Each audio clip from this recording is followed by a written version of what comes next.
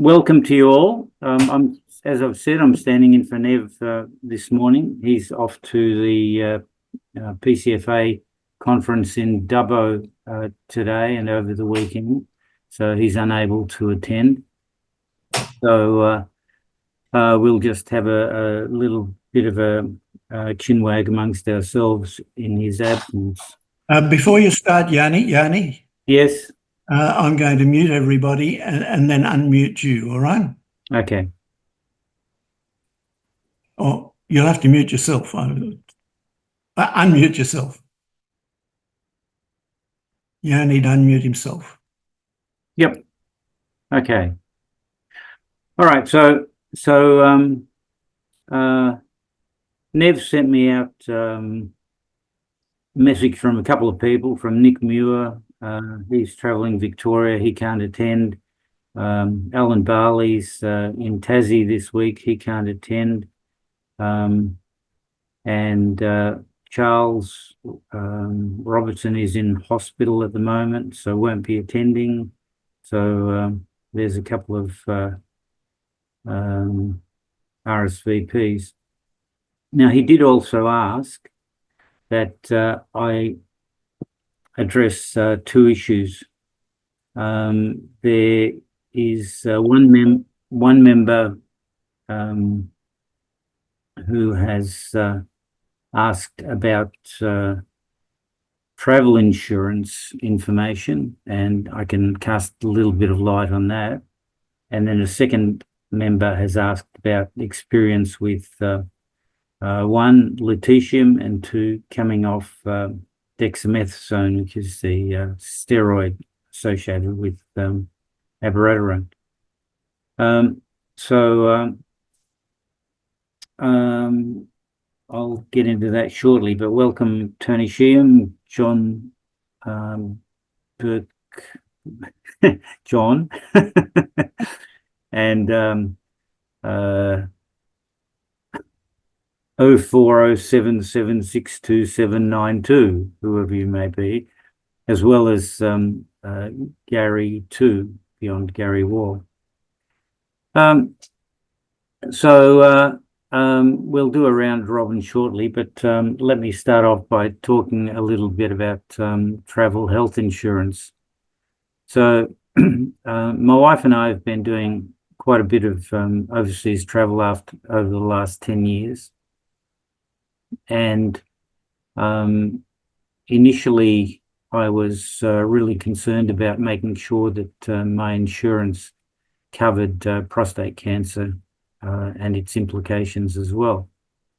However, I found that that became inordinately expensive. The additional impost was something like 500-ish or so dollars above the standard cost, because we took out annual insurance, which is about $3,000 plus dollars. So it sort of cranked up the insurance quite a bit. So in the end, I came to the conclusion that seeking special prostate cancer insurance just wasn't worth it, because the cancer that we have isn't the sort of thing that's going to make you fall off the perch immediately and require some sort of intense treatment.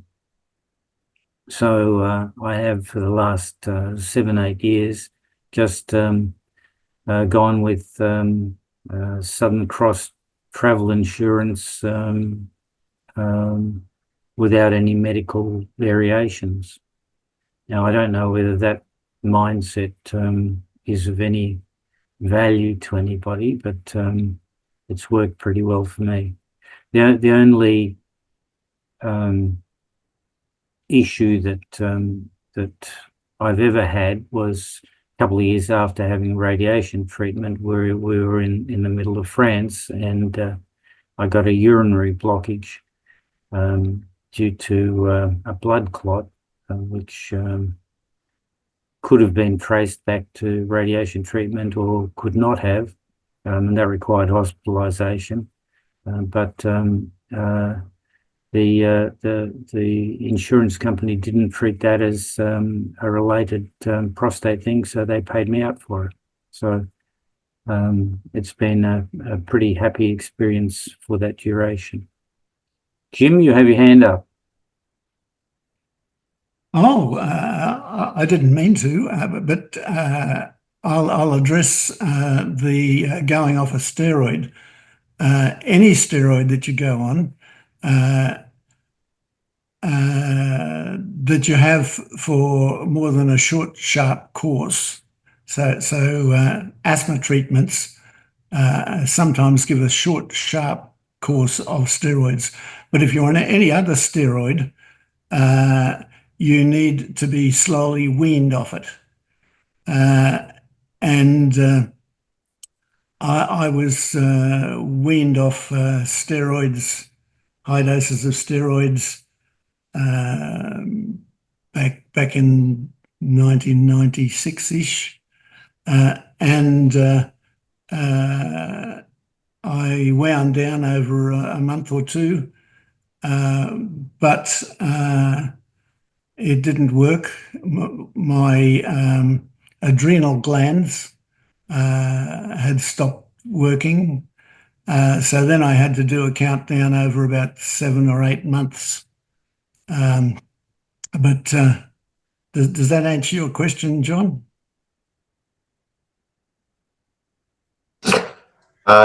Well, yeah, I kind of knew that to an extent, except the second part. I mean, I spent about 6 to 8 weeks weaning off Dex, but the incredible body pain and muscle ache that I have since I started coming off it has not.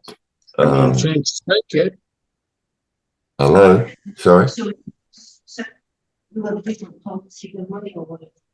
Tony Sheehan, mute yourself, please. What did you say, Jim? Mute yourself. We don't need to hear your family. Well, I thought I had. You are now, thanks. John, go on. Yeah, so I've now been completely off it about 2 weeks, but I'm still in significant pain, muscle and body ache primarily. And I suspected it might be true that my adrenal glands haven't started producing cortisol yet, or at least not enough. I wasn't aware that there was an option to, and not an option I really want to take, but to go back on them again and wean off over a longer period of time. I was hoping there might be some sort of kickstart mechanism that might be possible, but if I continue to be in this pain, they're going to do a blood test to see what my levels are like in a couple of weeks. But yeah. Sorry, Magic is another Zoom group. Nothing works easily in this group. So true. So welcome, Paul, and I think probably the only thing that I can suggest is we do a bit of a round robin of what the status of for each of us is at the moment, and then seek commentary. Oh, I didn't see you there, Gabriel. Welcome to you as well. Yanni, you probably should ask if there's anyone needs to quit early today to go to treatment or something and wants to speak first. Yes. Or anyone, and then anyone who's new would like to give us their story. Thanks, Yanni. Of course. Thanks, Jim. And Suthita, welcome to our small group today as well. So following Jim's advice, is there anyone who needs to leave early and who would like to speak first? Nope. All right. So anybody who would like to speak as a new arrival, I'm not familiar with your name, Suthita. Hello. Hi, this is Brendan White. I'm just logging in through my wife's account. Okay. All right. Well, Brendan, why don't you start off then? Yeah, Just give us an update of where things are with you at the moment, and then we can take it from there.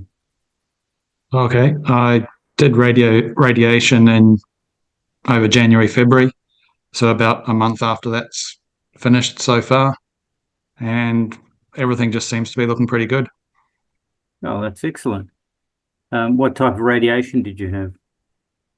Stereotactic. Okay.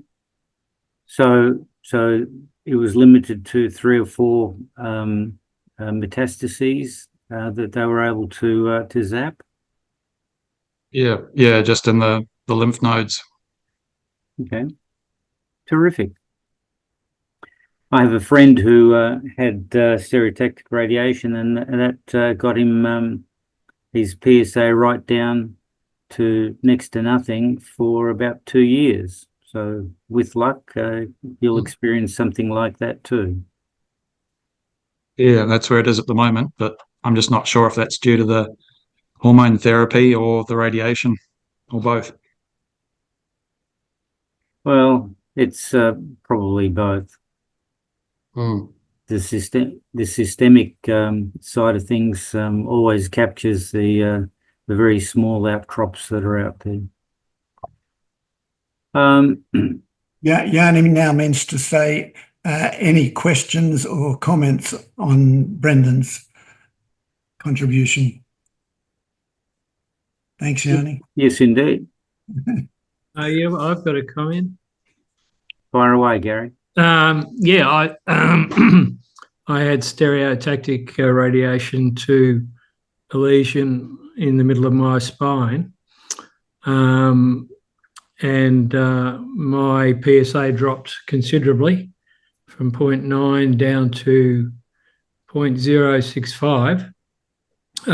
But one thing to note on that was that it took about 12 months to do that, but I wasn't on 18 months actually before it reached NADA. So it was good.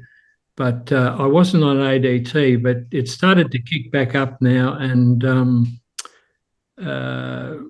they have recommended that I do ADT along with the next zap of stereotactic radiation. So but they said it should be interval ADT, and I was wondering whether Brendan has been recommended to go on ADT permanently or just on an interval basis of 6 months or something. 18 months to 2 years, Right. I was told. And is that doublet therapy or just one ADT? Triplet. Triplet. So you're on chemotherapy as well? No, 2 different pills and the radiation. Oh, the injections as well. Right. Zoladex injections and Yonsa tablets. Yep. Okay. And do they say that you may come off the ADT, the hormone therapy in after 18 months to see where you are, or they want to keep you on? Yeah. Okay. Jim here. In my treatment 16 years ago, I have had an equivalent to the modern highly focused radiation. And I waited for the recommendation then was 3 years. And that's 3 years after the end of the radiation. And it had come back. So then I went on to permanent ADT, which I'm still on. And my PSA is still undetectable. Thanks, Yanni. And Jim, which of the newer hormone treatments are you on? Abiraterone? No, I'm not on any of the newer ones. I'm just on The ordinary ADT, yes. So ferroline. That's exactly it, yes. Yeah. Okay. And I understand, Brendan, that Yonsa is a clone of abiraterone. Is that correct? Yes, yeah, abiraterone acetate. Yeah. Okay. Any other questions? Nishian has his hand up.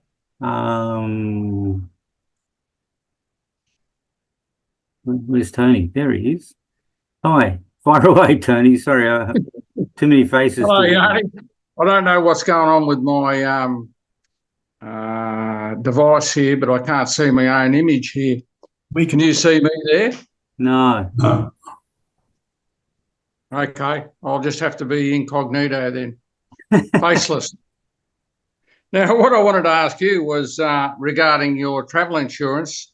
Was you said you had a policy with Southern Cross without medical variation? What does that mean? Well, just the bog standard annual policy, so that I don't have to buy a policy for each trip. I buy a 12-month policy, and that then I take out the endorsement for cruises, but beyond that, I don't have any consideration for special medical conditions. So if I get a cold or break a leg or get COVID or something like that, then I am covered, but I'm not covered specifically for, let's say I had to have emergency radiation treatment, which, for prostate cancer, which, it just wouldn't happen. Then that would be exempt. And because of that, I came to the conclusion that there was really no point in having specialist insurance for prostate cancer. Yeah, I would agree with that. And I've done similar kind of research to what you have as far as what policies are available and what they'll cover. And the conclusion I came to was that I would just use credit card travel insurance, and I wouldn't disclose that I had prostate cancer, because my thinking was that if I fall over and break a leg or have some other sort of accident like that, then it shouldn't be excluded. Jim here, I would advise against that very definitely. That when you sign up for travel insurance, they say you've signed a clause that says we may access any of your medical records, and they will. If you make a claim, they definitely will. And they're looking for something that you have not disclosed.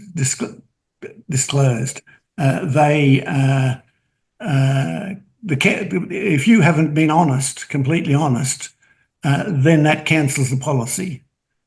So they have experts whose job it is day after day to do exactly that. So you should disclose. So your two choices are to read through the terms of whichever policy you're going by, and some of them say these things are excluded automatically. So I assume if Yanni's works, then prostate cancer is one of the things that's excluded automatically. The other sort of policy, you disclose the major things that you have, and they issue a policy that excludes those. The other thing is we travelled extensively for the last 50 years. Countries that have had socialised medicine, like Medicare, offer free coverage to other countries that have socialized medicine. So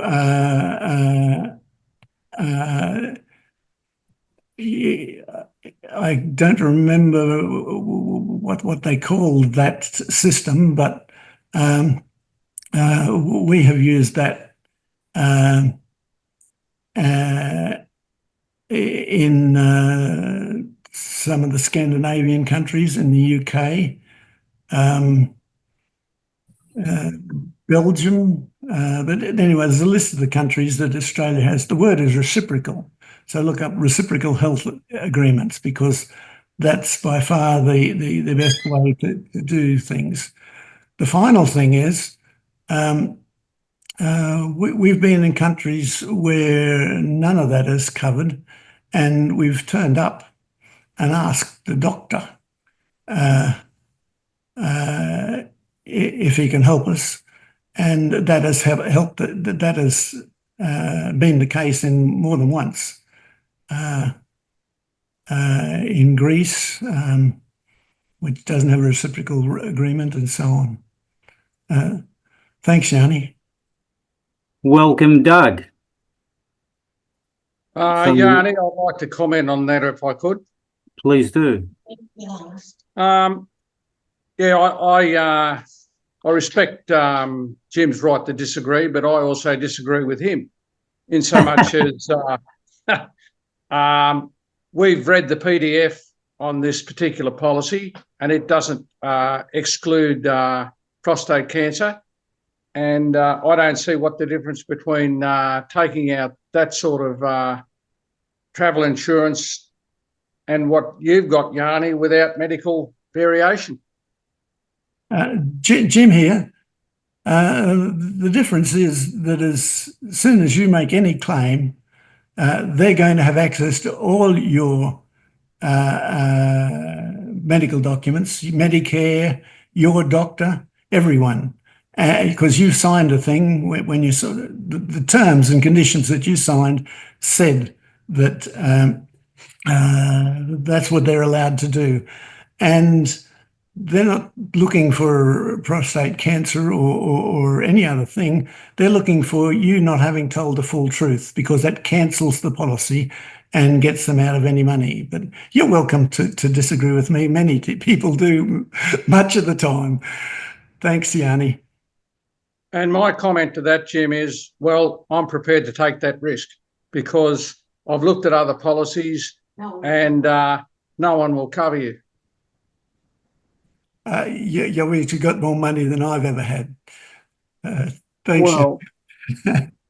Well, Tony, I did quite a bit of research some time ago into whether or not to just use the credit card insurance, or whether to purchase specific travel insurance. And for right or wrong reasons, I decided to get the extra peace of mind by purchasing specific travel insurance, because I just wasn't quite comfortable with the fact that Visa would come to the party when I really needed them, whereas with a specific travel insurance company, I've got a number I can call, a person I can speak to, and without terribly much drama. So I'm prepared to, pay the extra money to get that reassurance. But there's as Queen Elizabeth once said, you're more than welcome to have opinions that differ. So, Yanni, does without medical variation on the Southern Cross policy mean that you haven't disclosed you've got prostate cancer? I have not told them, no. Well, that's where I'm coming from as well. So I've the way I interpreted their policy was that if it turned out that I was in hospital and there was some sort of treatment that was as a result of my cancer, then I would not be covered. But I concluded that, you know, this thing that I've got, not everybody has got what I've got, is not that aggressive at the moment. So I'm just going to cruise along as if it was all okay. Well, that's my feeling as well, is that I didn't want to, I wasn't prepared to or willing to make any kind of a claim with regard to my prostate cancer. Yeah. All right. Well, I guess we're on the same page. It just depends on whether you're happy with the perceived risk of credit card insurance as opposed to a specific policy. Yeah, well, and that's not based on my own experience at all either, actually. I've spoken to other people who have had credit card travel insurance, and they have made claims and they have had other health issues, and there wasn't an issue as far as the claim went. Okay. And some of them are quite expensive claims too, actually. Okay, well, all power to you, mate. Just my opinion. Yeah, go for it. Hey, guys, it's Steve. Yeah, hi, Steve. Oh, hi. It's Steve Cavill. I'm on the phone and I'm driving. But I'll chip in on the insurance because I think someone wanted... I've done a few trips recently and I did an enormous amount of research on insurance. And I used to use my credit card insurance, which is underwritten by Chubb. And recently I broke my leg in the US playing skiing. And they paid for that, and I came back, and that was fine. And then I read the policy very carefully, and it said if I had not disclosed any conditions, anything. Now, I have had a DVT in the past. Oh, no, I'd had a heart thing, diabetes in the past, so that didn't help. But it clearly says if you've got any underlying conditions, the policy is void, that you didn't declare. And this is on the list of their covered policies. So it was quite clear that I wasn't covered, but they just didn't ask.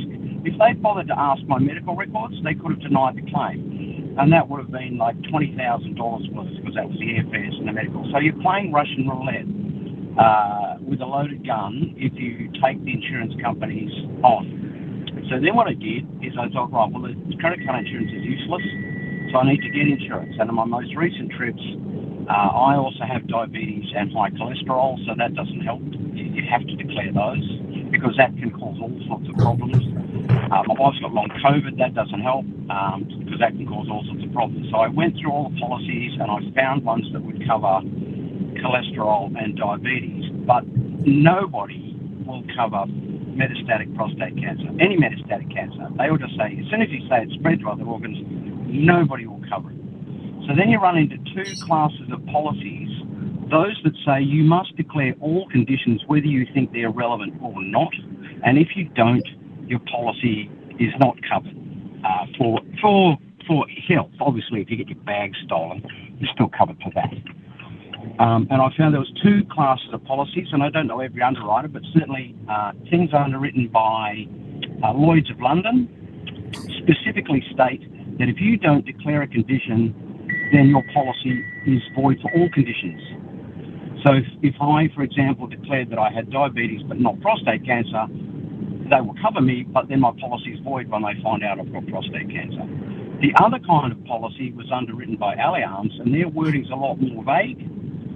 And it says you must declare all conditions. If you don't declare a condition and you have a hospitalisation that is due to that condition or, you know, a complication of that condition, then we won't cover you. So I read that to mean, well, I'm not going to, like somebody else said, what emergency is going to arise because of prostate cancer? Nothing. Now, if they can come back and say, yeah, but you're at higher risk of whatever, well, yeah, it's still a bit of Russian roulette. But the two policy wordings were quite different. So my suggestion is, well, not suggestion, my strong advice is you have to read the fine print about what they mean by pre-existing conditions and what the consequences of not declaring a condition are.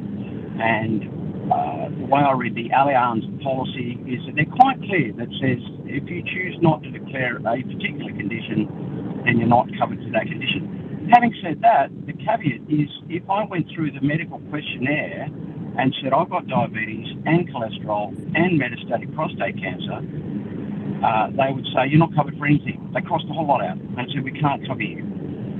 So that's a bit iffy. But if you just say I've got diabetes and cholesterol, they go, sure, we'll cover those and pay the extra premium. But the wording was fairly specific to say we won't cover things you didn't declare.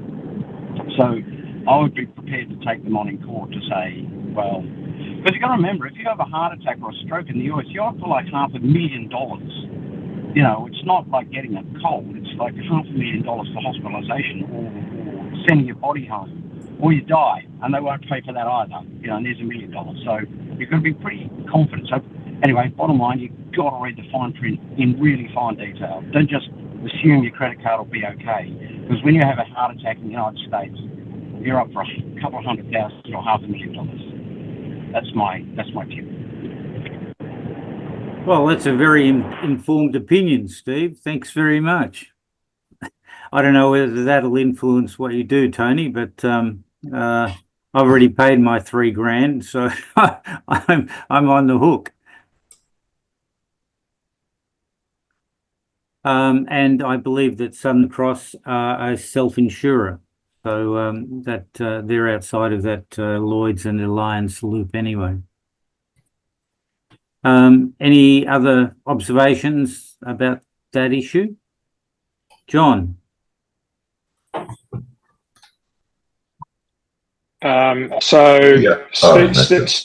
Steve, did you actually go with Allianz?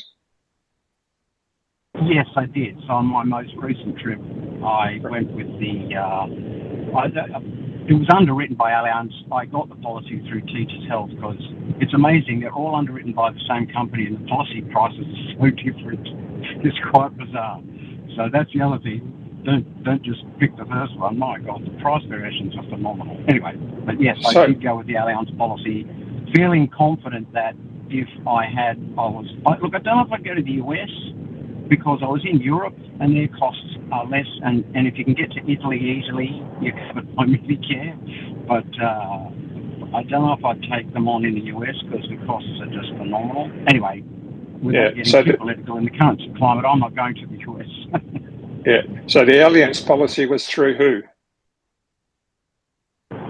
Teachers Health. But you can also buy it direct from Allianz. But just in my case, with the conditions I declared, the diabetes and high cholesterol and the DVT, I think that's the real killer. It was just cheaper through Teachers Health. The base price was basically the same, but the amount they charge you for the extra conditions was more. But that was just my conditions. Like a different person with different conditions would get different prices. So, I mean, I got about 20 quotes. It takes a long time, but all online, I did it about 20 times. What's really annoying is they make you answer the same questionnaire every time, and you can see it's exactly the same company because the questions on the screen look exactly the same. And I think, can I just do this once and submit it to everyone? But unfortunately, no.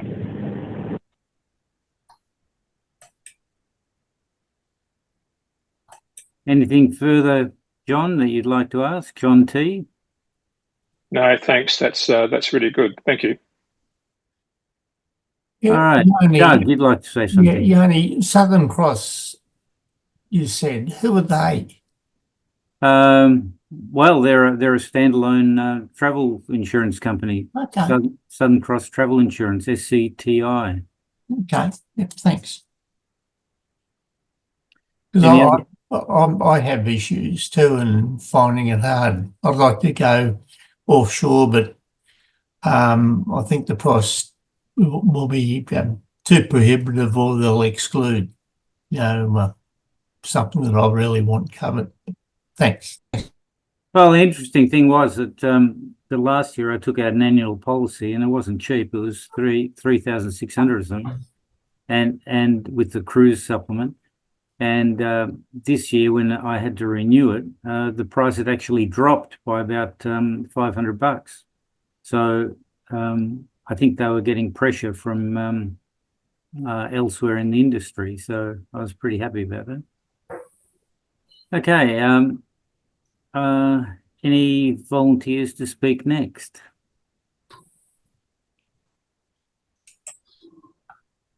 Gary. Welcome, Gary Wall. Thanks, Yanni, and good morning, everyone. Yeah, look, I thought I'd just give a quick update.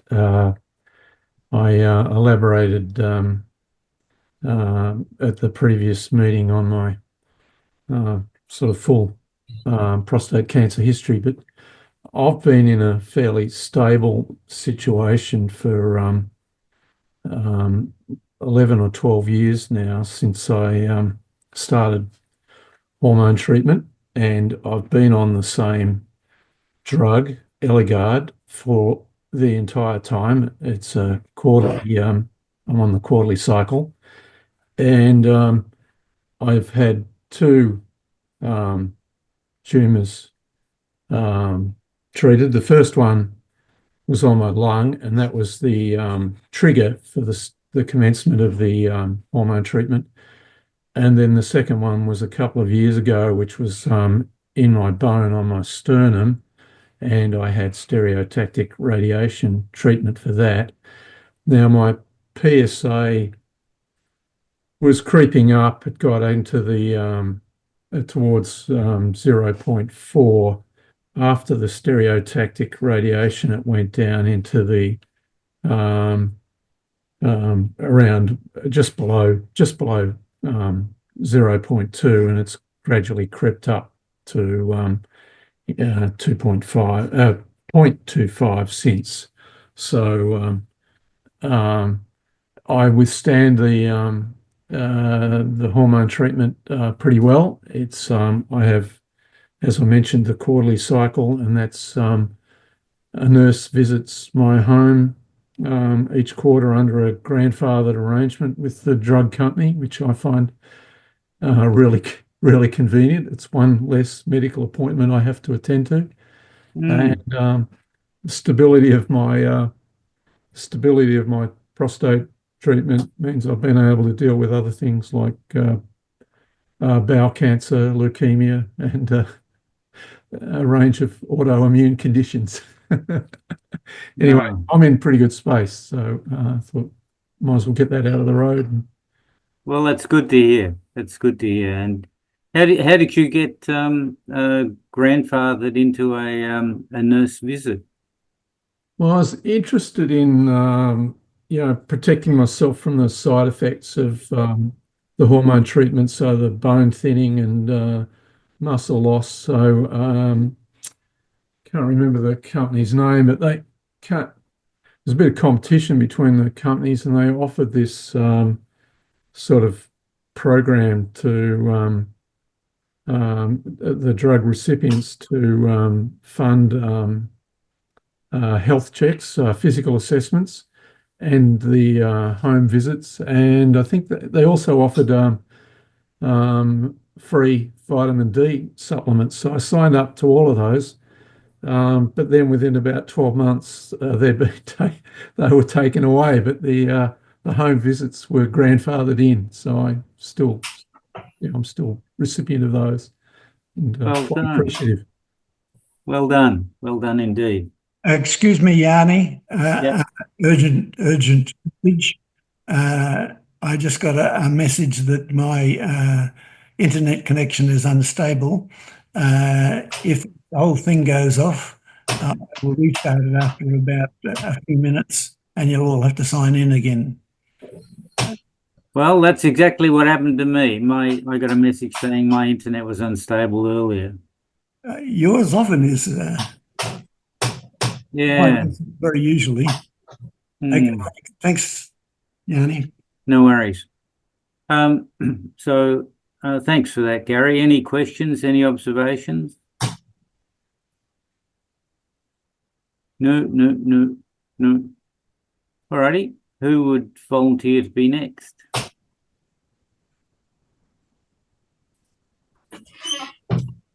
Yanni, Tony here. I'll just say a couple of words.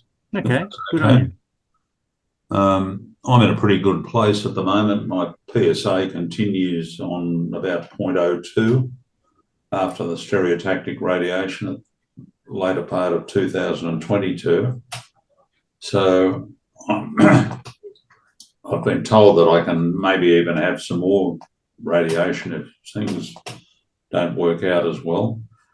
I'm also on enzalutamide and Lucrin as the ADTs that I've been on for many years. And I suggested to my oncologist that maybe I should think about going off those, and she was horrified, said, no, you should stay on it. Then I heard about Alan Barley's experience. He's also had the cancer for about 20 plus years like I have. And he had stereotactic radiation, and it went down to 0, and he went off his hormone treatment, and then the PSA started coming up again. So he went back onto the hormone treatment again, and I think he's staying on it. So I'm using him as an example that maybe going off the hormone treatment might not be a good thing to do. So that's about all I've got.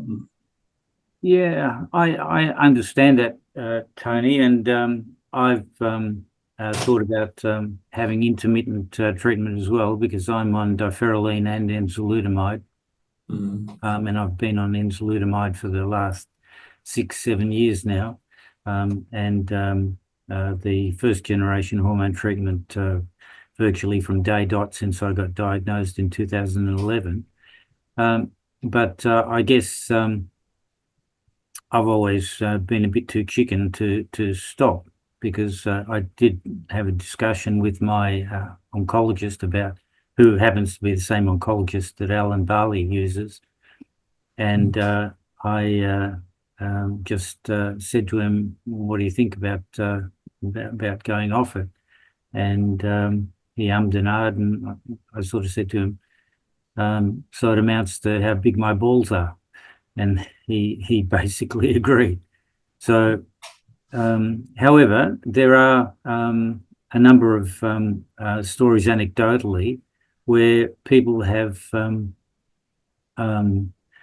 reduced the 4 daily tablets of or capsules of enzalutamide to a lesser number, to 2, for instance, if the enzalutamide has been causing excess hot flushes and what have you. And my understanding is that the status quo has been maintained pretty effectively. So I don't know whether that's a situation that you'd consider. I have not. I'm still on 4. Yeah. Okay. Thanks, Yanni. Any other comments, observations regarding Tony's comments? Gary had his hand up. Gary, go for it. Yeah, I think there's been a recent phase 2 trial study where they, using intermittent radiation combined with stereotactics, so they, they zap you and they put you on the hormone therapy for 6 months, and then they take you off. And the control arm on that was just stereotactic alone.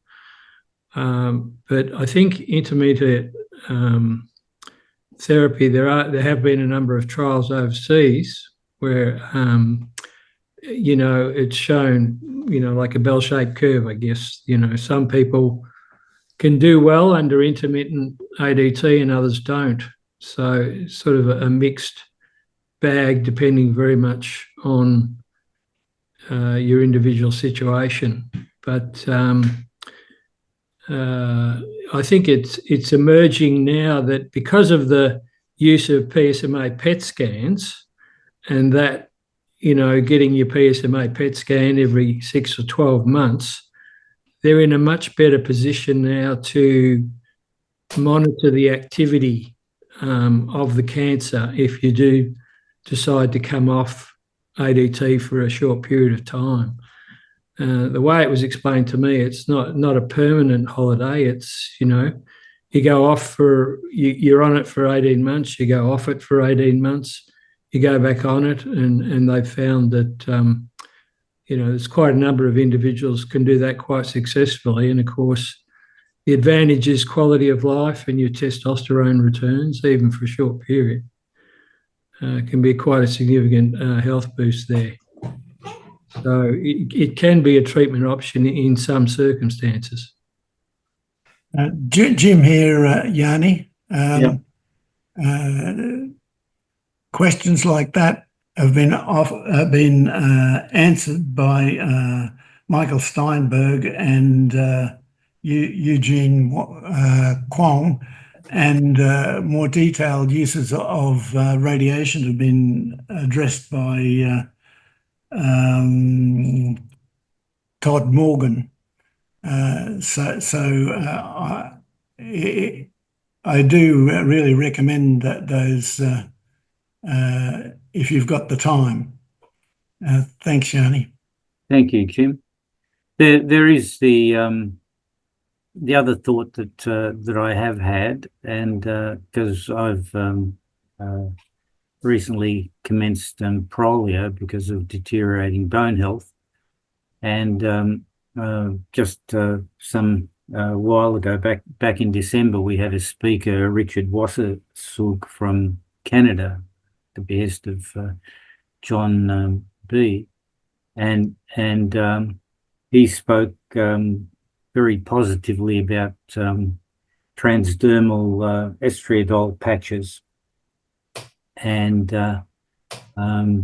I have entertained the thought next time I catch up with my oncologist, and I haven't seen him for a couple of years because he just keeps on sending me these e-scripts for enzalutamide, but about the possibility of a holiday from enzalutamide by using patches. Now, I've got no basis for saying whether they're good, bad, successful or not, but I found it an interesting idea. Any other comments, anybody? Yeah, Tony here again. Just to add a little bit of general stuff. I had a meeting yesterday with Lisa Horvath in Sydney. She's a clinician researcher, and they're heavily into what they call lipidomics, which is the effect of different body fats and whatever on the way prostate cancer operates. We know that prostate cancer is sort of slow moving often, but it's a complex bugger, more complex than some other cancers. And Lisa and a team, and also the mob at Westmead at the ProCan on the proteomics side of things, are heavily involved in looking at the detail, getting into the detail of how the actual processes work within prostate cancer at the cell level, within the cell, on the boundaries, all that sort of stuff. We saw recently Katie from Melbourne, who gave us a talk on some of the stuff that's going on there. My gut feel is that these teams of people are eventually going to crack a lot of information and potentially provide much better treatments down the track. That may be well after we're all dead and gone, but I can just say that I'm positively enthused by what they're doing. So I signed up for a new project with Lisa yesterday, and I've had an invitation while this meeting's on to go with a new project with the proteomics people at Westmead. So onwards and upwards. Fantastic. Well, please do keep us posted. And I subscribe to a whole bunch of prostate cancer journals as well, and you're absolutely right, Tony. There are truckloads of new medications that are in consideration. I mean, there are things like capivasertib, abemaciclib, talazoparib, saruparib, Bezzonilini, and the list goes on. But whichever ones make it out of the laboratory into general usage and then available to people like us through the PBS is another story. But I'm sure things will progress to the point where prostate cancer becomes a chronic disease, as you say. In what time? Any other comments? Gary? Yeah, I just wanted to endorse Tony's point that prostate cancer is a very complex cancer. I'm one of the consumer reps on the prostate research committee at the Walter Eliza Medical Research Institute, and work very closely with a doctor there that is a bioinformatician. I've been doing it only for about 6 months now, but it's fantastic. You know, the people there are very bright, and they're using massive computers to try and get a better understanding, and AI to try and get a better understanding of prostate cancer and other cancers, breast cancer as well, particular at the molecular level. But it's very clear that prostate cancer is a very complex cancer. It mutates over time. And because it does mutate over time, and it also mutates in reaction to different hormone treatments and different therapies, that, you know, what can be an appropriate therapy for you at one point may not be an appropriate therapy for you at another point. And they're working very hard to try and come up with blood tests that can trace the molecular composition and characteristics of the cancer over time, which would make a huge difference to helping us understand what's the right treatment at the right time. But also I wanted to endorse what Jim was saying too about Eugene Kwan. I think, you know, he's at the Mayo Clinic. He's got a tremendous background and depth of knowledge, and it's a complex disease, and it's always important to be conferring very closely with your oncologists and your medical people. But there's certainly a lot going on in the research space, which is great to see. Thanks, Gary. John B. Yes, I guess I'm currently a recipient of some of that new research, and fingers crossed that it works. Some of you know my situation has changed a fair bit recently, where I've become castrate resistant to abiraterone and the steroids that went with it relatively recently. And when my PSA got to 3.9 over a period of about 3 or 4 months, it was decided that something else needed to be done. And I met Peter Mack in Melbourne, and I was lucky enough to be selected for a trial. Only 3 people on the trial it's called the Violet trial, and it involves a radioactive isotope called terbium-161, which I'm sure most of you know about lutetium and how that works. And it's similar, except that it uses a different isotope that works apparently more effectively and with a shorter beam, but it uses the PSMA to detect where the cancers, including microscopic ones, are. And so I was intravenously injected with that about 3 or 4 weeks ago. It'll be 6 treatments every 6 weeks, so 36 weeks. And then I guess I'll know more. I was a bit, I'm trying not to react too much to it, but my first blood test results came through yesterday, and you know, my bloods and things are all fine, so that means I can continue on the study. But my PSA jumped to 6.3 in 3 weeks. from 3.9. I've clearly always had an aggressive cancer. To everyone's point about everyone reacts differently to different treatments. All my treatments that I've been on have worked, but only for a short time relative to some of you guys who've been on the same treatment for decades even, which I'm a little jealous of, to be honest. So it's a bit of a wait and see. The side effects haven't been too bad, nausea and dry mouth and fatigue. But as I mentioned earlier, the side effects that I'm really struggling with are coming off dexamethasone, and I have a feeling that my body just hasn't started, hasn't kicked in yet with making its own cortisone, and I really hope it does.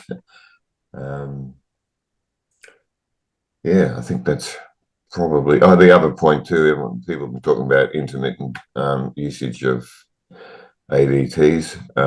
Certainly, my oncologists, both the three that I've spoken to about it, have all made it very clear that that's a really bad idea. Certainly in my case anyway, and that may be related to the aggressive nature of my particular cancer. Yeah. Well, all our best wishes to you, John. Any questions, observations for John? There are, from what little I know, there are a number of isotopes that are under consideration at the moment, terbium being one of them, actinium and plumbium being two others. The issue of cost associated with monopoly of accessing lutetium from a particular supplier might very well be circumvented. So that's good. I just asked, I know you asked the whole group, but is anyone been on lutetium that I could talk to? Not that I'm aware of. No, okay. There was, but unfortunately he passed away a year and a half ago. But after Didn't need to hear that. no, but after a long time, he was on it for probably how long was Jim? How long was Barry Elderfield on? Well, I can say is a very long time. Yeah. I don't remember when he went on it. No. Yeah. No, but he it was years. It was years. He was also a great advocate of lutetium, but I think that there's still a lot of long-term side effects that need to be worked through as well. So it's once again, it's a bit of a bell-shaped curve. I think many of the patients, I think Barry was one of the longer-lasting ones on lutetium, because I had several conversations with Barry about it, and he thought it did a lot to reduce the pain for him, but it can vary very much between individuals. So both Gabriel and Tony want to say something. So Gabriel was on first. Sorry, Tony. Gabriel. Just simply wanted to ask John, when were you diagnosed, John? 7.5 years ago. Sorry, what was that again? 7.5 years ago. Thank you. Yeah. Tony? Yeah, just a question. Have you ever had stereotactic radiation, John? Yes, initially when I was first diagnosed, they hoped that my cancer was contained to the prostate bed. So I had surgery, but then 6 months later, clearly the microscopic bits had moved on, and so I had the initially, a lot of guys have been through the 36 or 32 radiation treatments in my prostate bed, and then it was deemed that it had moved out of there into my lymph node area, my abdomen. So I had, I think, 5 at that time radiated. But then, 6 months later again, it had all come back again. And then at that point, they decided that I was no longer curable, so to speak, and it would only be systemic containment. And that's when I first started on Zoladex and chemo about 4 years ago. Right. Does that answer your question? Yeah, sort of. Have they identified where your cancer is and how many lesions you've got? Yes, I heard, especially recently now that I'm with Peter Mac and I don't have to pay for the PSMA PET scans. They know exactly where they are. So they're not large because the ADT treatments have obviously contained the size of them, but mostly in my abdomen area, one in my spine, and near my lymph nodes from memory. I've also so I do the 2 PSMA PET scans. Just one of them depicts how well PSMA has been secreted, which is one of the reasons I was selected for the trial, plus also bone scans and whatever the other one is. So all 4. FDG? Yeah, that's it. Yeah. So does that mean you've got a lot of lesions now? No, not a lot. Not a lot. No, which is good. So my question still is, have you had stereotactic radiation rather than normal radiation? no, I think I misunderstood the term stereotactic radiation for the radiation that I first received. That's not called stereotactic. I would think, yeah. A beam directly. I had tattoos on my chest, so it would be very accurate. Is that not stereotactic radiation? Can I suggest you at least ask them about that, about whether there's any options to do there?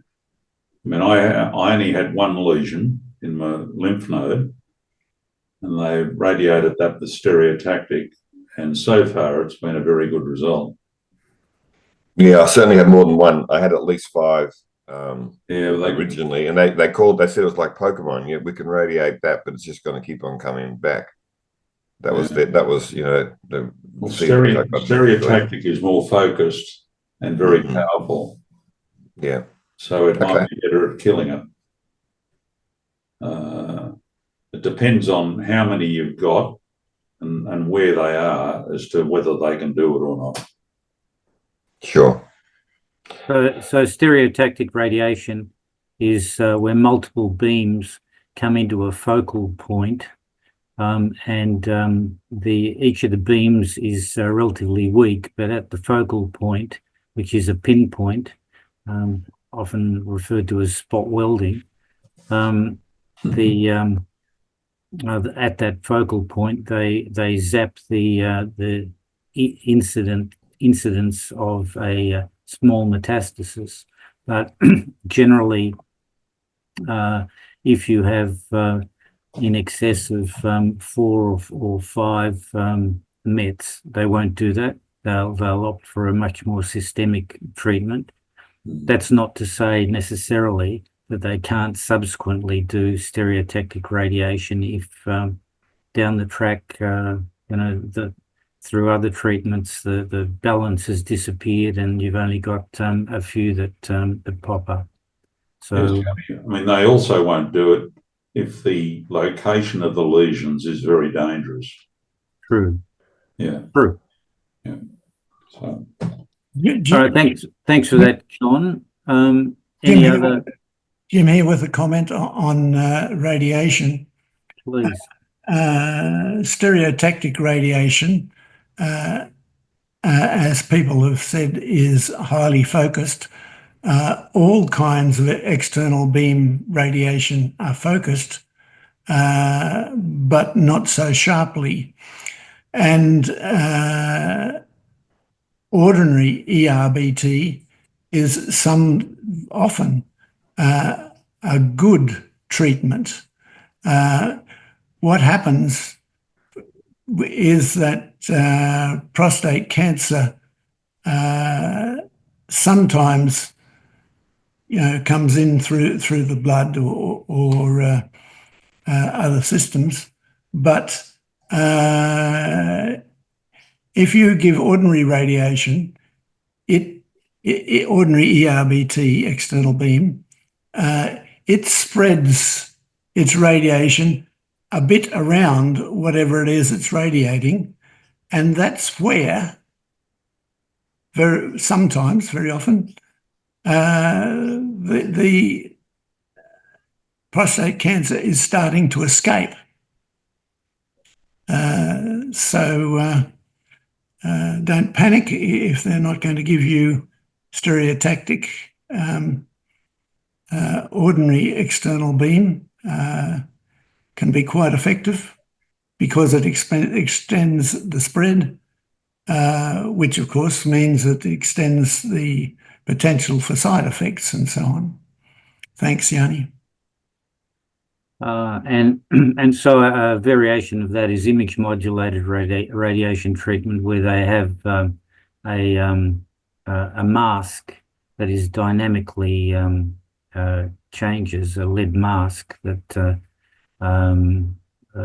changes and protects your bowel and other various organs, so that those organs are protected from the radiation, which is what I have. And that requires TATS too. So, I keep on bragging I'm nearly a bikie now. Any other comments from anyone? Okay. Peter, did you have your hand up? Please. Yeah, thanks, Yanni. I'm a bit like John. I've been classed as castrate resistant for the last couple of years. I went down the path of enzalutamide and deferraline until the side effects got too much. They then changed it to Zytiga and diferaline, and once again the side effects got too much. I became a part of a focus group of 4 oncologists to work out my future progress. One put their hand up about stereotactic radiation to the ones that are in my ribs. The other 3 said, no, that wouldn't work. Eventually, they agreed that I go down the path of darolutamide. I started that along with deferraline until, once again, the side effects got too much. So my oncology team allowed me to go on a holiday from deferraline to see how that worked, but the 4 tablets a day of darolutamide, the bone and joint pain was just next level. So they've allowed me to titrate down to 2 tablets a day. But I'm really only in a holding pattern as far as my PSA is concerned. So it's still up around about the 2 mark, not 0.2, but 2. So I'm just not too sure how much longer I'll be able to titrate the darolutamide. And I'm assuming at some stage they're going to say to me that I'll have to go back on deferraline as well. So I'm just putting it out there. Has anyone been able to titrate their hormone treatment, but then have to go back up again to a higher level? No, answer's no.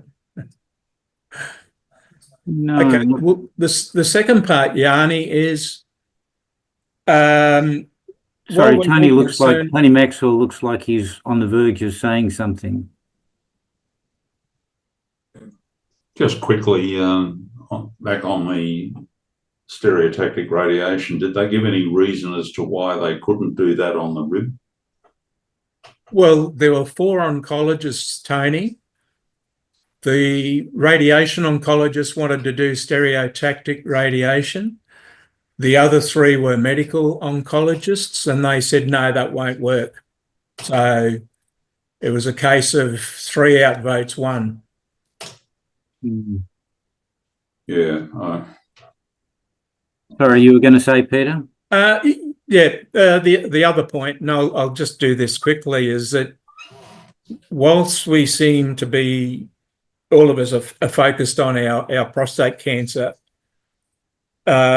don't forget that there are about your own health and the incidence of other cancers. I had a spot on my cheek that my GP had been looking at for about 18 months and gave me steroid cream and so forth. Until in January, I said to him, I think you need to have a look at that. So he actually took a biopsy, and yes, it came back as a carcinoma.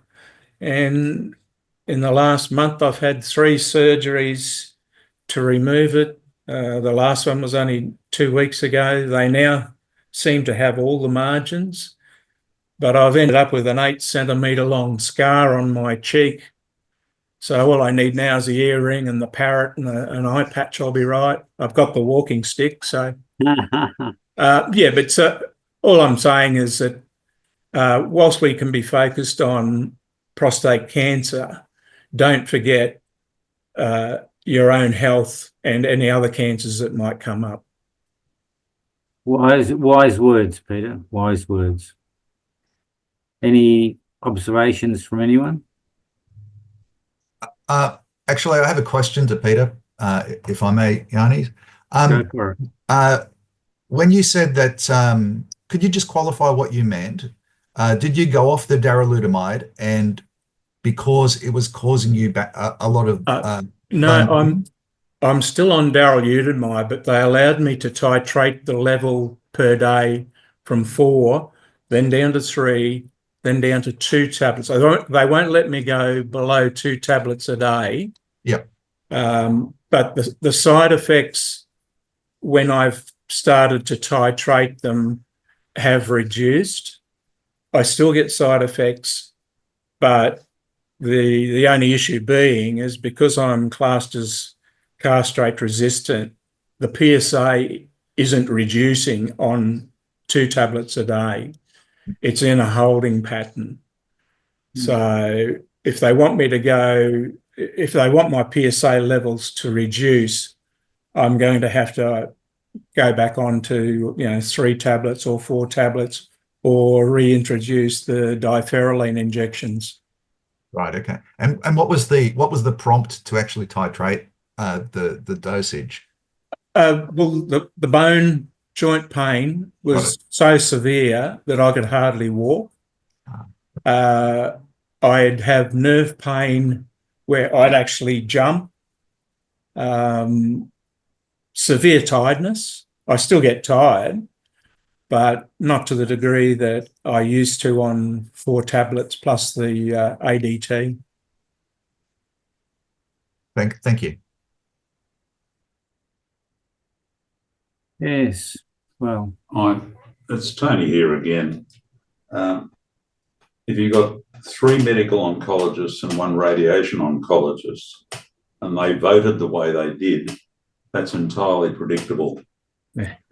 I would still suggest, unless they've already told you the detail, that you delve a little bit more into why the radiation thing is not suitable. Playing around with the with the hormone treatment setup is obviously at best giving you a holding pattern, and you've got a lot of side effects. So I went in and I know I'm not you. Prostate cancer varies dramatically from person to person, and I appreciate that I've been bloody lucky. But if something's only partially working, then look around for something else, would be my suggestion. And they may well have a good solid reason for saying no, but if the radiation oncologist was actually suggesting it, I would suggest that you chase that down a bit more. Yeah, well, one of the oncologists wanted to go down lutetium-177. Yeah. The other three then said that my metastases weren't to the stage where it would be suitable for lutetium-177. Right.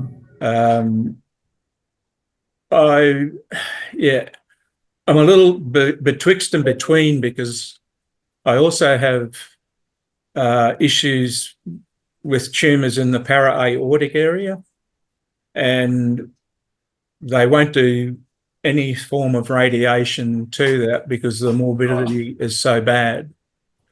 So my view is at some stage I may have to do lutetium-177 so that it can, it's not as harmful, if harmful is not the right word, as direct radiation. Yep, okay. Hear what you're saying. Well, perhaps the opportunity exists for you to also explore some of the trials that are going now with the other derivatives. Yanni, I actually sent a letter to every one of my oncology team asking to give consideration to refer me for the trials that were being held at the Princess Alexandra Hospital, which were PB212, lutetium-177, and actinium.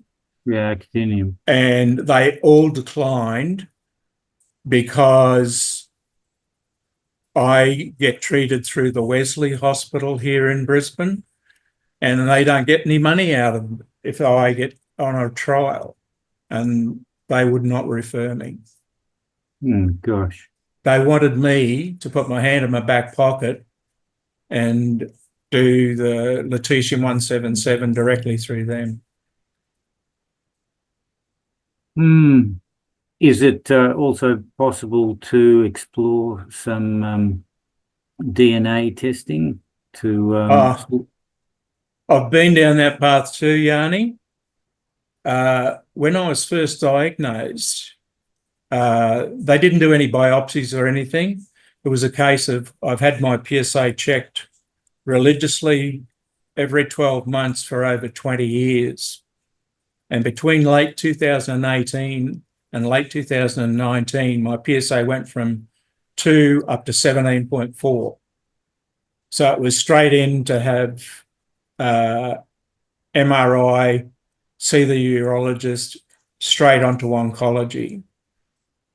At the first visit that I had with the associate professor of oncology, my wife was with me, and I went down the path of having genetic testing because my sister had breast cancer, her daughter had thyroid cancer, her other daughter had triple negative breast cancer. I had prostate cancer, a cousin had breast cancer, another one had brain tumours, my auntie had leukemia. And the comeback was, is there anyone in your family with prostate cancer? And I said, well, not that I'm aware of. And he said, well, there's no point in doing it. When I went back last year, when this roundtable discussion of the 4 oncologists got together, he said, oh, perhaps we can do genetic testing. They'd still have the tissue available. And I said, what tissue? And he said, didn't we do biopsies at the beginning? And I said, no. So I've been down that path. But yeah, whether I've got a bad oncology team, I don't know. Has chemo ever been on the horizon for you? I've already gone through 6 sessions of chemo, 39 sessions of external beam radiation, and hormone therapy to the level that I've been on 5 different hormone drugs. Well, I guess we just need to keep our fingers crossed for you and keep an eye on the new treatments that are under consideration at the moment in various places. Well, I raised the issue of lutetium-177 at my last checkup with my radiation oncologist, bearing in mind that Medicare are going to give some sort of rebate available after the 1st of July. But apparently there's an issue between the original company in America who put out lutetium-177 and the generic brand that was being utilised in Australia. And so there's a bit of argy-bargy going on, and the price apparently rose from around $10,000 a session up to $38,000 a session. So I don't know the validity of that, Yanni, but that's what I was told direct from the radiation oncologist. Now that's an issue that Barry Elderfield was a champion of, because I see you, Gary, that he also was concerned about the rising costs of lutetium treatment, exactly because there is a company in the States that purchased the intellectual property of it and what have you. And for that reason, partly for that reason, largely for that reason, there was exploration going into the other treatments that were mentioned before, actinium and terbium and plumbium. Perhaps revisiting the availability of those trials might be a go. Sorry, Gary. There's currently a court case, Pluvicto, which is the lutetium-177, which is the drug that has been patented by Novartis, and the Australian product, which was developed through Ansto and Louise Emmett and people at Peter Mac many years ago, which is of a similar molecular structure, which is lutetium iron T. Novartis has issued a writ against Genesis Care, and they, I think, have stopped using the Australian treatment because that matter is now subject to a federal court hearing, and this legal manoeuvring is very distressing, I think, for all prostate cancer patients, because the Australian version, which was in some way okayed by the TGA, but not in the same way that Pluvicto has been TGA approved. And it's a complex situation, a complex landscape.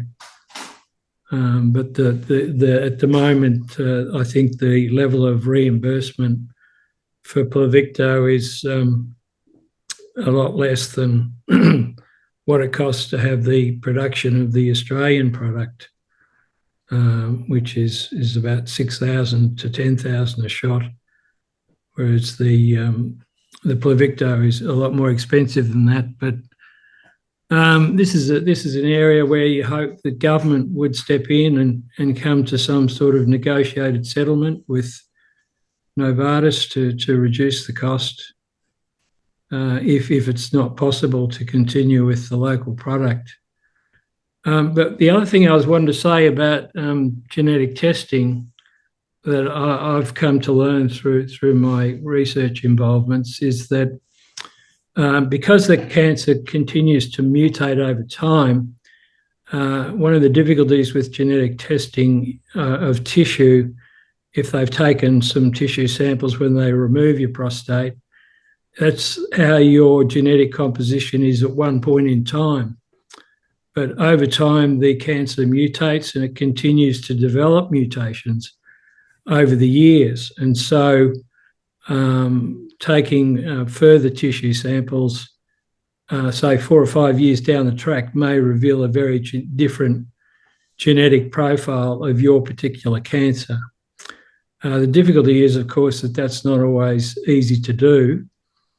And it's one of the things that they're working on, is to develop blood tests that could more accurately profile changes in genetic characteristics of the cancer over time. But to date, it remains pretty elusive. You know, these tumour burden counts of blood aren't very illustrative of what treatments may or may not be effective. Thanks for that, Gary. Any other observations or any volunteers to speak?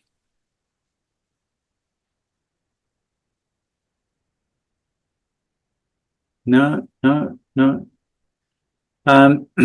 I'll give you a bit of an update of where I am. I have been on 11 years ago. Sorry, in 2011, I had surgery. 4.6 it was, the PSA, and they cut it out with robotic surgery. Pathology surgeon said everything was fabulous. Turned out it wasn't fabulous, and the PSA didn't drop substantially at all. So they immediately put me onto both image modulated radiation treatment and hormone treatment, Degrelix, Firmagon at the time, to prevent the flare. It then dropped down to sub-zero, or as close to zero as it could.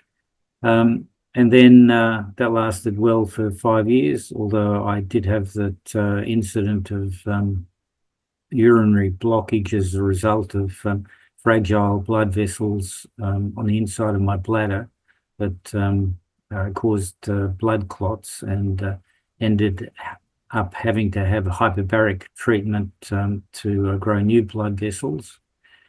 And then about 6-ish years ago, I started on, I changed from Firmagon because my belly got too scarred with the injections, and so I moved to Zoladex for a very brief period of time, and then ultimately Diferoline, and was put onto enzalutamide as well. Now, with enzalutamide, I've managed okay. In fact, it's been very good. No substantial side effects, even tolerating the hot flushes and the fatigue and stuff like that, and the fuzzy brain and what have you. That's been manageable. However, I did end up signing up to go see an endocrinologist, and because that was the advice I got from my oncologist to make sure that my bones and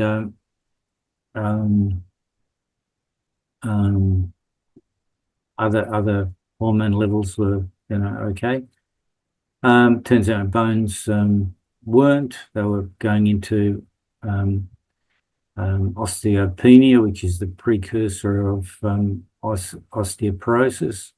So I had to start aberone acetate tablets, which had to take weekly, and then they really haven't been as effective as they could. So last probably about 3 months ago, I went on to Prolia, which is a much more substantial bone health drug. It's an injection, and I was very apprehensive about going on to Prolia because there are two elements to bone health osteoclasts and osteoblasts. Osteoclasts break down bone, and osteoclasts break down bone, and osteoblasts build bone. The Prolia doesn't let the osteoclasts operate the way that they should necessarily. So the osteoblasts build on the bone, so it does make your bones more dense, but also more brittle. In the process of that, if there's a need to go off Prolia, there can be quite severe deterioration of bone health. So anyway, I've been on 6-month injection, and I've been on it now for a couple of months, and I have noticed that I have bone aches where I didn't used to, and some bone aches around my lower jaw and upper jaw. And one of the issues to consider is OMJ, osteochondrosis of the jaw, which deteriorates jawbone. So I'm a bit apprehensive about that. Next time I see my endocrinologist, which will probably be end of this year, there'll be a discussion about that as to what to do. But in the meantime, all is good, and my PSA is at 0.01. So can't complain. Anybody else want to speak? Yeah, I'll speak, Giannis. Go for it, Gab. Yeah, so I was diagnosed only relatively recently. I won't recap my whole story. I think this is my third group now. So I have been on chemotherapy on the typical 6 sessions, but they had to, my oncologist decided to pull out after 4 sessions. I was getting a lot of side effects and had problems with my PICC line. And her comment to me was that because my chemotherapy started outside of the kind of the typical window of 3 months, or starting 3 months treatment of when the hormone therapy started, that it still was a kind of an atypical treatment. So her thinking to me that the risk versus the reward of some of the side effects that I was getting, such as swelling of my feet and other problems that I was having with the chemotherapy, that they'd ended at 4 sessions. So my PSA was sky high when I started, and I had to have an operation last September which was a prophylactic operation to remove 17 centimeters from my left femur because of metastatic cancer.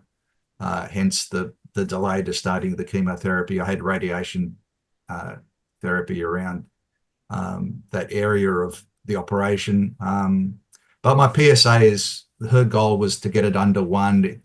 At last reading, it was at 0.81. So I'm at the beginning of my treatment, but anyhow, interestingly, my oncologist is actually Lisa Horvath, so she was mentioned earlier today.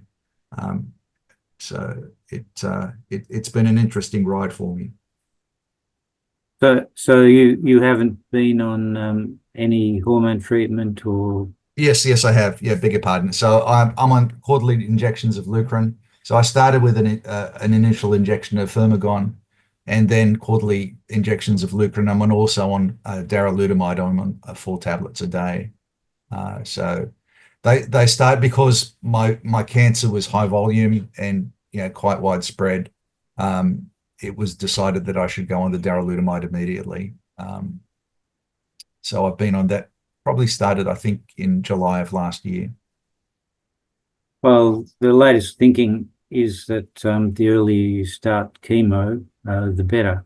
So obviously we've brought into that sort of perspective, and hopefully things will continue well for you. Any observations on what Gabriel's just commented on? No. Alrighty.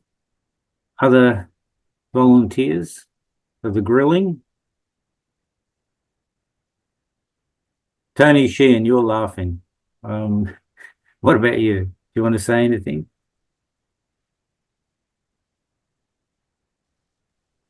I was going to ask the group about what's going on with this proposed lutetium-177 treatment that's going to become available on Medicare, but from what other speakers have had to say, it sounds like that might be sort of a bit doubtful at this stage.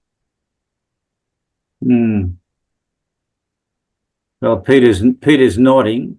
I don't have an opinion. Do you know anything that we don't, Jim? No, I don't.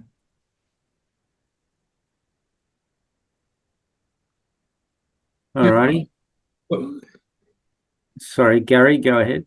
Yeah, I think that, it has been listed, but given the developments with Novartis taking court action against Genesis for the local product, I think there's some uncertainty about how that's all going to play out at the moment, and to what extent Medicare listing will have an impact.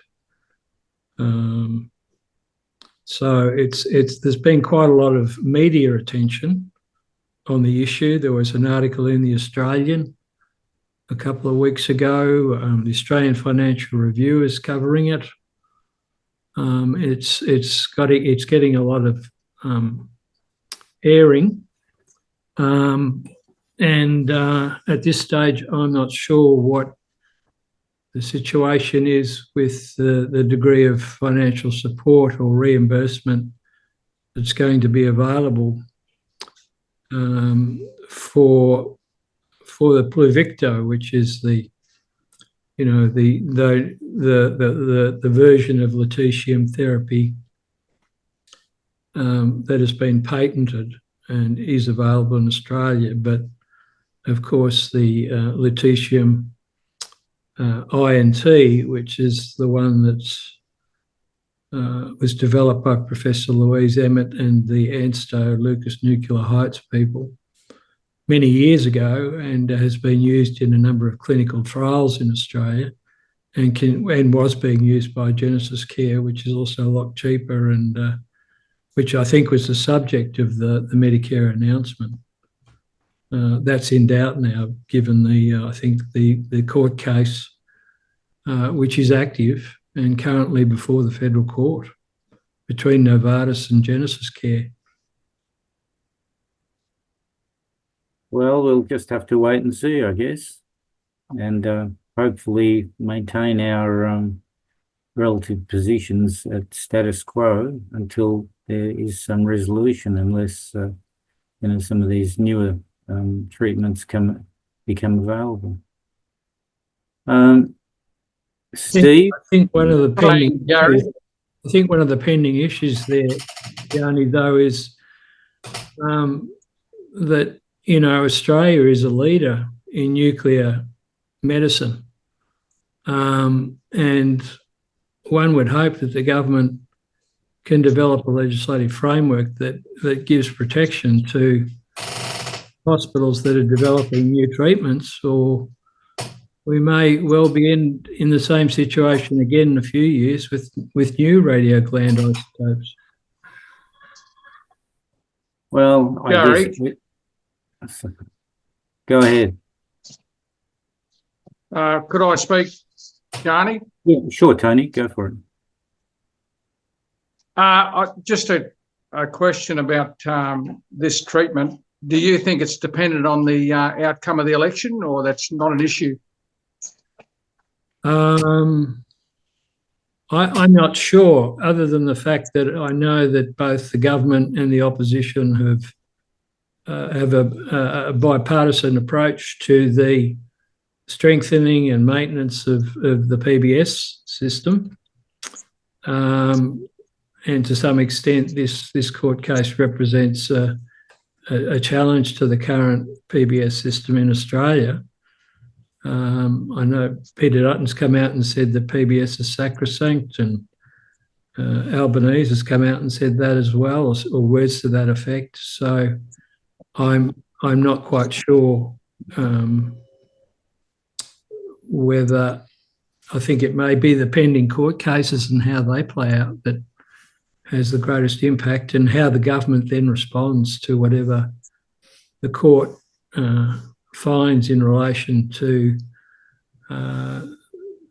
the work that's been done in Australia in developing lutetium INT as distinct from the lutetium-177, which molecular-wise, I believe they are very similar products, but have gone through different tests and safety checks and so on. So I'm not an expert in that area, but I believe that the court case could have big implications for this and other types of radio nuclear medicine therapy.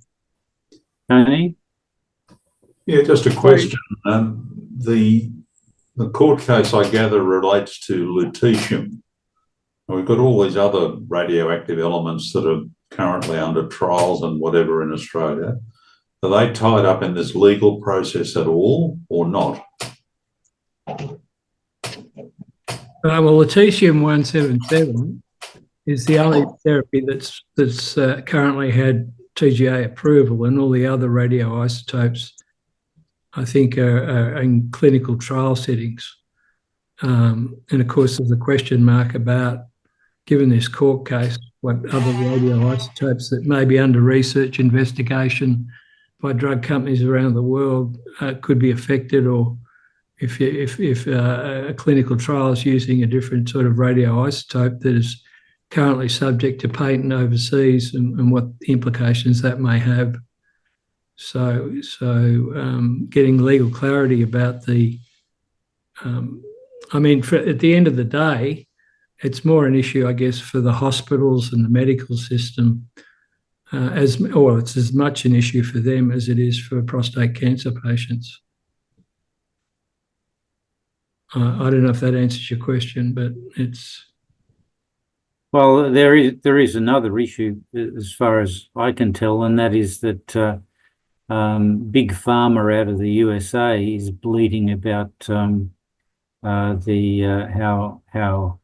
the Australian PBS somehow manages to disadvantage their sale of and pricing of drugs. They're bleating about that to Donald Trump with a view to having some sort of tariff imposition. So it's all a bit of a up in the air situation, I think. Well, they are very strongly, I believe, lobbying the Trump administration regarding the PBS. But of course, that's the way the PBS works, that if they list a drug, the government then negotiates a price with the drug company. And often that price is a very good one for Australian cancer sufferers, but may not maximise the profits of the drug company, or maybe less than what they're after. And there lies the quandary. Well, exactly. But since they've interpreted the GST, the 10% GST that we have as a tariff, then who knows what will come out of all of that. So, Steve or Doug, any words of wisdom that you'd like to impart? Sorry, mute. You're muted, Doug.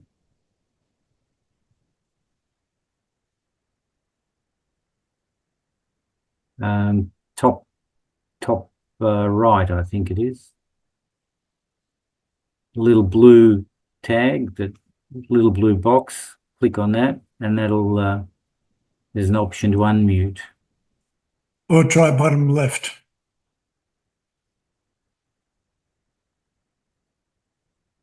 No. Well, we'll talk to you next time. That's cool. No worries. No worries. Steve, any words of wisdom from you? You're muted too, I think.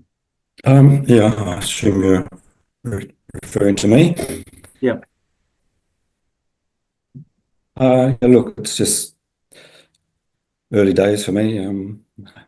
Having completed the radio EBRT 32 sessions about a year ago now. Yeah. Since then, the PSA has remained relatively low and stable at around 0.03. Okay, well, you're doing well then. Just hoping that'll continue for as long as possible. Indeed, indeed, as we all will. But it's interesting to hear about all these various treatments and hormone therapies and everything, and what the future might hold. Well, there are many options out there for you, and so you know, it's quite likely that there'll be decades yet of being a member of this group for you. Thank you. Anybody else want to make any other comments about anything? Because I think we're sort of running out of folk.